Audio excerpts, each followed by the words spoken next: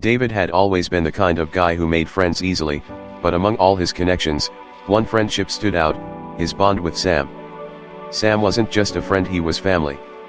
They had grown up together in the same small town, where everyone knew each other, and kids played outside until the streetlights came on.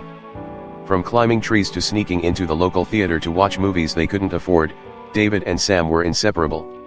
Their friendship had seen it all: the awkward middle school years when both had terrible haircuts, the high school pranks that landed them in detention more times than they could count, and the long nights they'd spent dreaming about the future. For David, Sam wasn't just someone to hang out with, he was the one person who truly understood him. But life has a way of testing even the strongest bonds. A few years ago, David's life started spiraling out of control. His family had always had high expectations of him, and as the eldest son, the pressure to succeed weighed heavily on his shoulders. His parents wanted him to pursue a career he didn't love, his job demanded long hours, and his relationship with his girlfriend was falling apart. On top of it all, David felt like he was failing at everything. Anxiety and stress crept into every corner of his life, leaving him exhausted and disconnected. Through it all, Sam was his rock. Sam had this way of showing up exactly when David needed him most, sometimes with a pizza, other times with a six-pack of beer and a willingness to just sit in silence. "You're gonna get through this," Sam would say, his voice steady and reassuring. One evening, after a particularly rough day, David broke down. Sam came over, and they sat in David's tiny apartment, surrounded by piles of unopened mail and dirty laundry. For hours, David vented about his struggles, and Sam listened without judgment. By the end of the night, David felt lighter, as if some of the weight had been lifted just by having someone to lean on. A few weeks later, the tables turned. Sam called David and asked if they could meet. David sensed something was wrong. It wasn't like Sam to sound so serious. They met at their favorite diner, a small, cozy spot with red vinyl booths and the best coffee in town.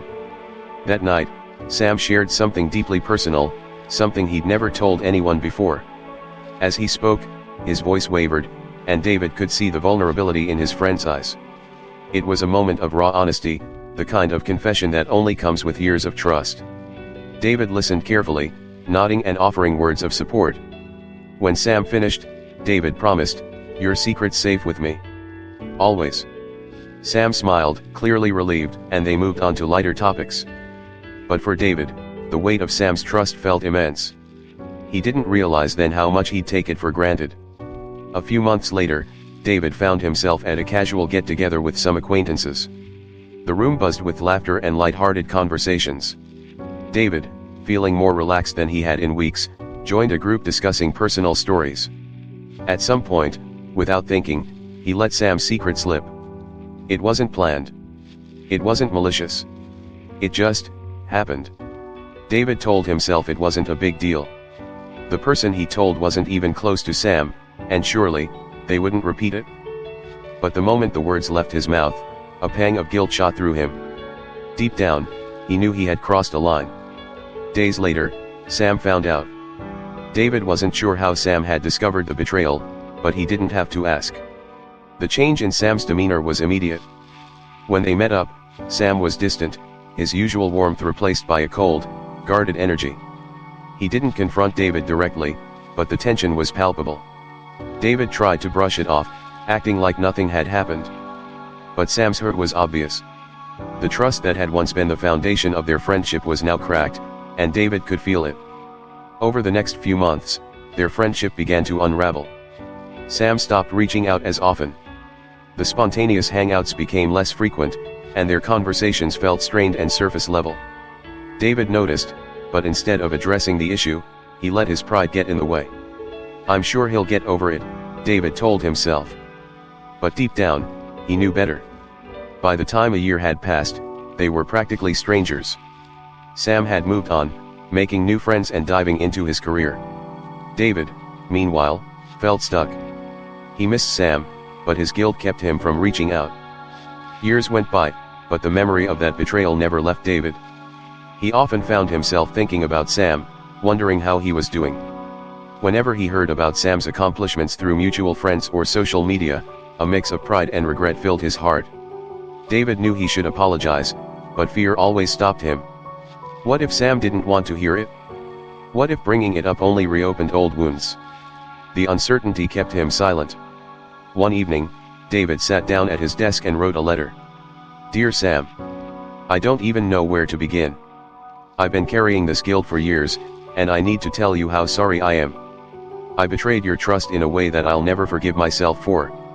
You didn't deserve that, and I didn't deserve your friendship. I don't know if you'll ever be able to forgive me, but I hope you know how much I regret my actions. You were the best friend I've ever had, and losing you has been one of the greatest regrets of my life. He poured his heart into the letter, admitting everything he'd done wrong and expressing his hope that Sam was happy. But when he finished, he folded the letter and tucked it into a drawer. He couldn't bring himself to send it. David's story didn't have a perfect ending. He never found the courage to reach out to Sam, and he never knew if Sam would have forgiven him. But the experience taught him the value of trust and the importance of owning up to mistakes, no matter how hard it might be. Though David couldn't change the past, he tried to honor the lessons he'd learned by being a better friend to others. And while the guilt lingered, so did the hope that one day, he might find the strength to make things right. This is a story about mistakes, regret, and the lingering pain of betrayal. But it's also a reminder that even when we can't undo the past, we can strive to grow and do better in the future.